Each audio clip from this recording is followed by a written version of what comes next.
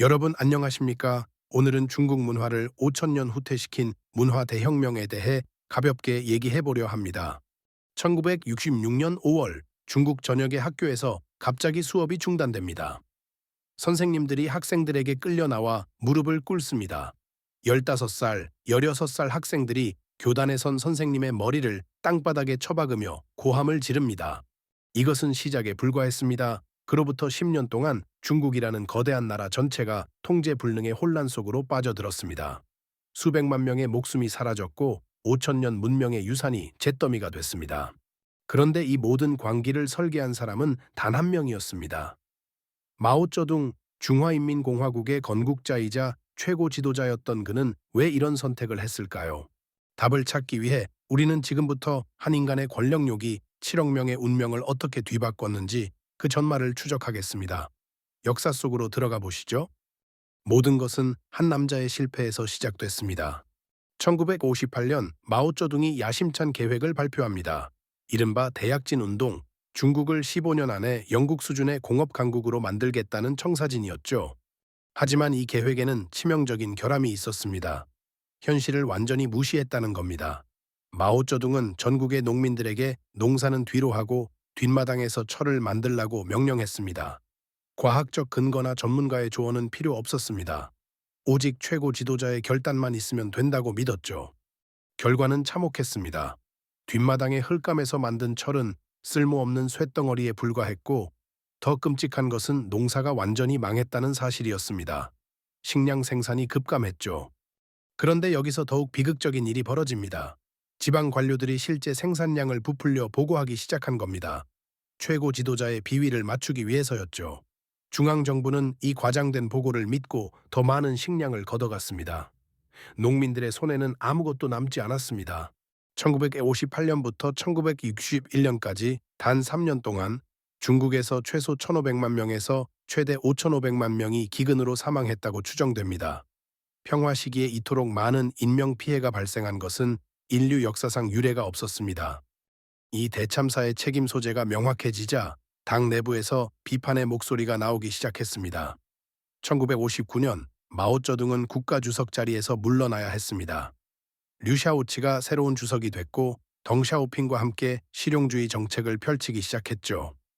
이들의 정책은 즉각 효과를 나타냈습니다. 시장 요소를 일부 도입하자 경제가 회복되기 시작했습니다.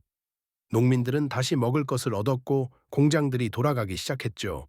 하지만 마오쩌둥에게 이것은 이중의 굴욕이었습니다. 첫째, 자신의 정책 실패가 명백해졌습니다. 둘째, 그리고 이것이 더 중요한데 권력이 자신의 손에서 떠나가고 있었습니다. 바로 이 지점에서 마오쩌둥의 복수가 시작됩니다. 1965년 말 그는 상하이로 거처를 옮깁니다. 그리고 조용히 그러나 치밀하게 계획을 세우기 시작했죠. 정상적인 방법으로는 불가능했습니다. 당 조직은 이미 류샤오치와 덩샤오핑의 영향력 아래에 있었으니까요. 그래서 마오쩌둥이 선택한 방법은 파격적이었습니다.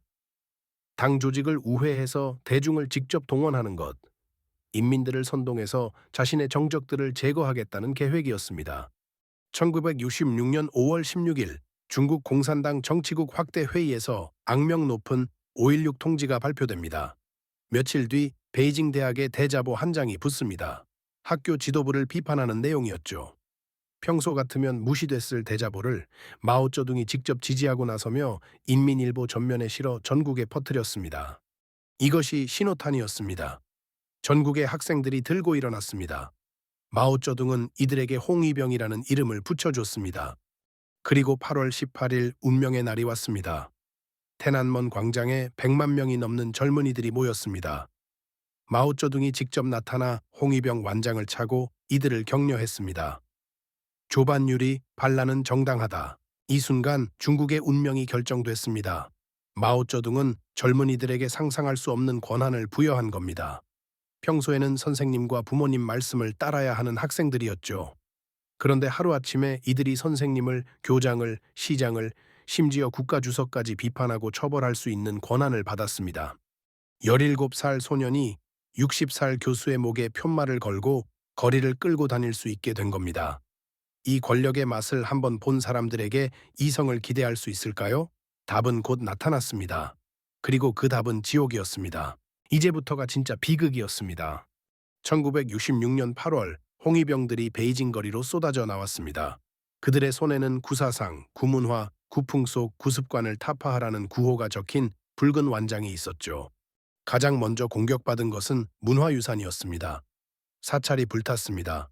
수백 년, 수천 년 된 불상들이 쇠망치에 부서졌죠. 고서적들이 거리에서 불태워졌습니다. 박물관들이 약탈당했고 예술품들이 파괴됐습니다. 산둥성 취푸에서 벌어진 일은 더욱 충격적이었습니다. 2500년 동안 중국 문화의 정신적 뿌리였던 공자의 묘를 홍위병들이 파헤친 겁니다. 관우의 묘도 파괴됐습니다. 동아시아 전역에서 추앙받던 인물의 무덤이 산산조각 났죠. 중국 과학원의 연구에 따르면 중국이 보유했던 문화재의 최소 30%에서 50%가 이 시기에 영구적으로 사라진 것으로 추정됩니다. 5천년 문명의 절반이 단 몇 년 만에 증발한 겁니다. 그런데 여기서 우리가 주목해야 할 점이 있습니다. 이것은 단순한 파괴가 아니었습니다. 과거와의 단절을 통해 새로운 질서를 만들려는 시도였죠. 역사를 지워버리면 사람들의 기억도 지워지고 그러면 통제가 더 쉬워집니다. 이것은 권력을 유지하기 위한 계산된 전략이었습니다. 하지만 문화재 파괴는 서막에 불과했습니다. 진짜 비극은 바로 다음에 시작됐죠. 돌과 나무는 부서져도 다시 세울 수 있습니다. 하지만 사람의 목숨은 한번 꺼지면 다시 켤 수 없습니다. 그리고 마오쩌둥의 다음 타겟은 바로 사람, 특히 그의 정적들이었습니다. 류샤오치 중화인민공화국의 국가주석이었습니다. 마오쩌둥의 정책에 반대했다는 이유로 표적이 됐죠. 1967년 여름 홍위병들이 그의 집에 쳐들어갔습니다. 70대 노인을 끌어내 공개 비판 투쟁에 세웠습니다. 구타를 당하고 모욕을 받았습니다. 강제로 고개를 숙이게 하는 제트기 자세를 시간 동안 유지하도록 강요받았죠. 등 뒤에서 두 팔을 올려 비행기 날개처럼 만드는 고문이었습니다. 나이 든 사람은 이 자세를 10분만 유지해도 극심한 고통을 느낍니다. 류샤오치는 모든 직위에서 쫓겨났습니다. 감옥에 갇혔고 의료 치료조차 받지 못했습니다. 그는 1969년 감옥에서 비참하게 세상을 떠났습니다. 중화인민공화국의 국가주석이 이런 최후를 맞은 겁니다. 덩샤오핑도 표적이 됐습니다. 그는 공개 비판을 받고 모든 직위에서 쫓겨났죠. 그의 아들은 홍위병들에게 건물에서 떨어져 평생 하반신 마비로 살아야 했습니다. 당시 베이징시 부시장이었던 우한은 홍위병들에게 잡혀가 고문을 받다가 사망했습니다.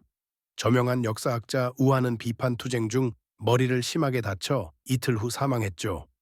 이름이 같은 두 사람이 같은 시기에 같은 이유로 목숨을 잃었습니다. 하지만 이건 시작에 불과했습니다. 고위 간부들만 당한 게 아니었습니다. 진짜 비극은 일반 시민들, 특히 한 집단에게 벌어졌죠. 지식인들이 특히 큰 타겟이 됐습니다. 선생님, 교수, 의사, 엔지니어, 작가, 예술가, 교육을 받은 사람이라면 누구든 의심의 대상이 됐죠. 왜 지식인들이 집중적으로 공격받았을까요? 마오쩌둥의 논리는 이랬습니다.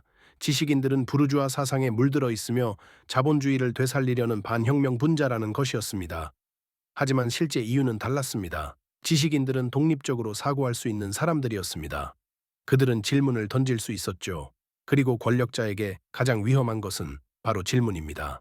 하방이라는 제도가 시행됐습니다.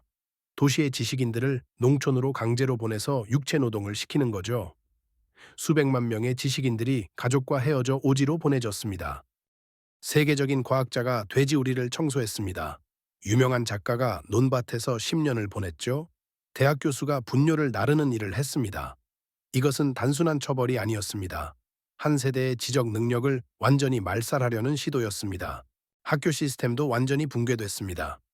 1966년부터 1976년까지 중국의 모든 대학이 문을 닫았습니다.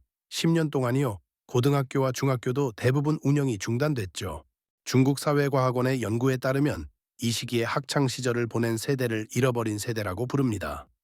수천만 명의 젊은이들이 제대로 된 교육을 전혀 받지 못했습니다.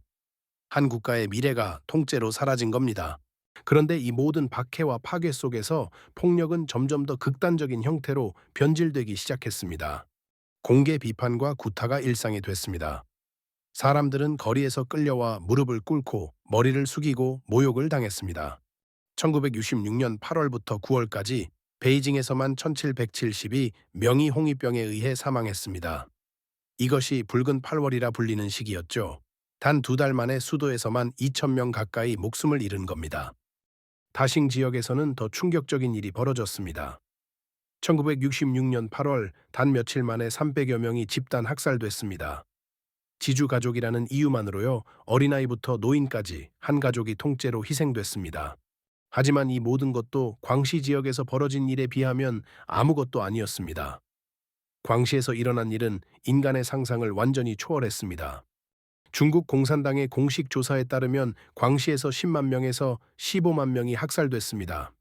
학살 방법에는 참수, 구타, 생매장, 익사, 폭파 등이 있었습니다. 그런데 여기서 더욱 충격적인 사실이 있습니다. 홍콩 과학기술대학교의 딩쇠량 교수가 공개한 자료에 따르면 기근이 없었음에도 불구하고 대규모 식인 행위가 발생했습니다. 공개된 기록에 따르면 최소한 137명이 희생되었고 수천 명이 이에 참여했습니다. 딩쇠량 교수는 이렇게 분석했습니다. 이 식인 풍습은 기근 같은 경제적 어려움 때문이 아니라 정치적 증오, 정치적 이데올로기 때문에 일어났다. 계급의 적을 죽이는 것만으로는 부족했습니다. 정치적 광기가 인간의 가장 기본적인 도덕마저 무너뜨린 겁니다. 그런데 1968년이 되자 상황은 더욱 복잡하고 혼란스러워집니다. 홍위병 조직들이 서로 분열하기 시작한 겁니다. 누가 진정한 혁명가인지를 두고 파벌이 갈라졌죠. 보수파와 급진파로 다시 각 파벌 내에서 또 분열이 일어났습니다. 이들은 무기를 들고 서로 싸웠습니다. 충칭에서는 탱크와 대포까지 동원된 전투가 벌어졌습니다. 우한에서는 군대까지 개입한 대규모 충돌이 일어났죠.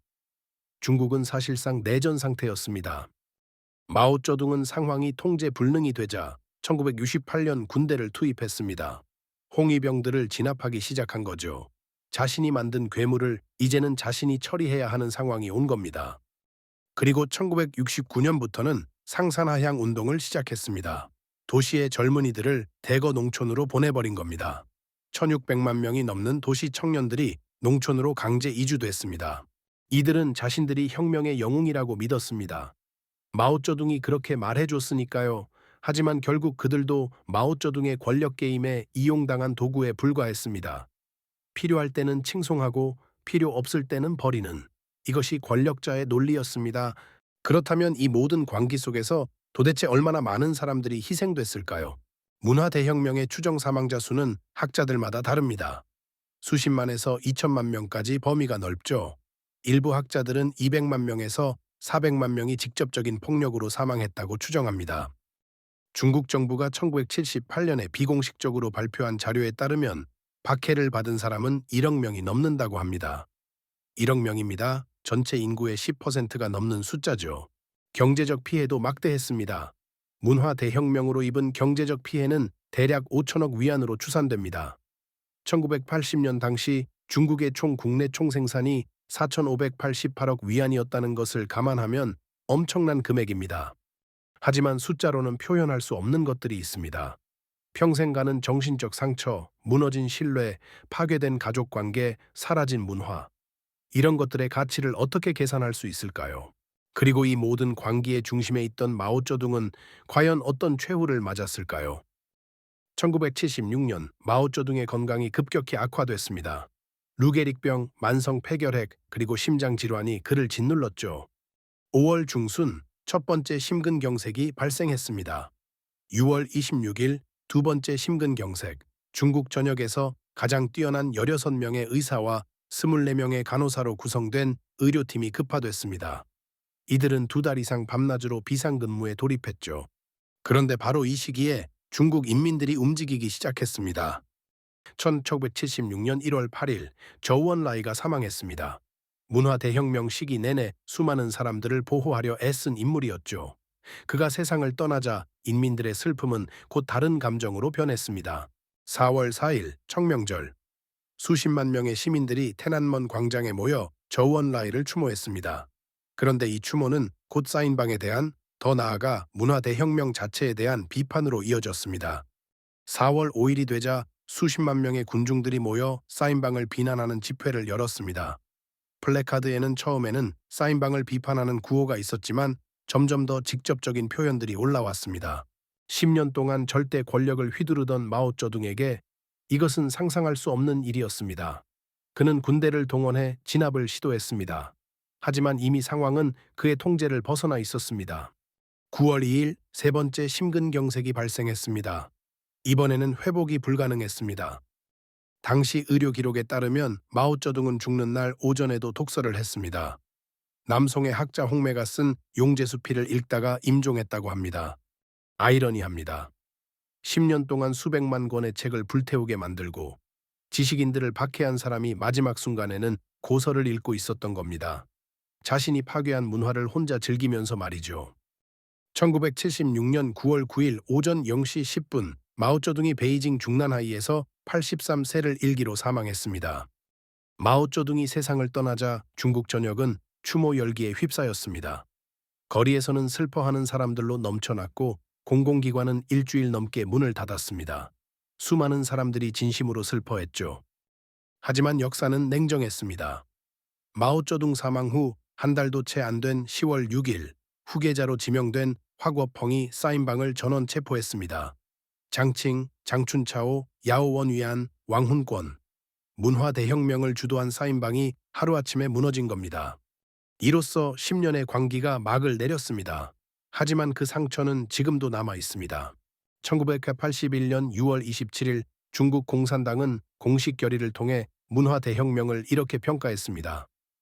문혁의 좌편향의 과오, 그리고 이러한 과오가 거대한 규모로 장기간 지속된 것에 대한 책임은 마오쩌둥 동지에게 있다. 중국 공산당조차 인정한 겁니다. 이것은 재난이었다고. 하지만 숫자로는 표현할 수 없는 피해들이 있습니다. 파괴된 문화유산, 잃어버린 10년의 교육, 무너진 신뢰, 깨진 가족들. 아버지가 아들에게 고발당하고 선생님이 제자에게 희생되고 이웃이 이웃을 공격한 그 상처는 지금도 중국 사회에 깊이 새겨져 있습니다. 여러분, 문화 대혁명이 우리에게 말해주는 것은 무엇입니까? 첫째, 권력은 절대로 한 사람에게 집중되어서는 안 된다는 것입니다. 마오쩌둥이 이토록 광범위한 피해를 만들어낼 수 있었던 이유는 그를 견제할 장치가 없었기 때문입니다. 누구도 그에게 아니오라고 말할 수 없었죠. 둘째, 대중의 감정은 순식간에 극단으로 치달을 수 있다는 것입니다. 평범한 학생들이 하루아침에 폭력의 주체가 됐습니다. 이성과 법치가 무너지면 인간은 얼마나 쉽게 변할 수 있는지를 보여줍니다. 셋째, 역사를 제대로 직시하지 않는 사회에는 미래가 없다는 것입니다. 중국은 지금도 문화 대혁명에 대해 충분히 이야기하지 못합니다. 교과서에는 간략하게만 언급되어 있고 공개적인 토론은 제한되어 있죠. 오늘 꿀탱크 TV가 이 이야기를 다룬 이유는 간단합니다. 역사는 반복됩니다. 다른 형태로, 다른 이름으로. 하지만 우리가 과거로부터 배운다면 같은 비극을 막을 수 있습니다. 마오쩌둥은 세상을 떠났습니다. 하지만 그가 남긴 교훈은 여전히 살아 있습니다. 자유와 인권, 법치와 이성은 당연한 것이 아닙니다. 끊임없이 지켜내야 하는 것입니다. 한 사람의 권력욕이 얼마나 많은 목숨을 앗아갈 수 있는지 우리는 이제 압니다. 다시는 이런 비극이 반복되지 않도록 우리 모두가 깨어 있어야 합니다. 지금까지 꿀탱크 TV였습니다.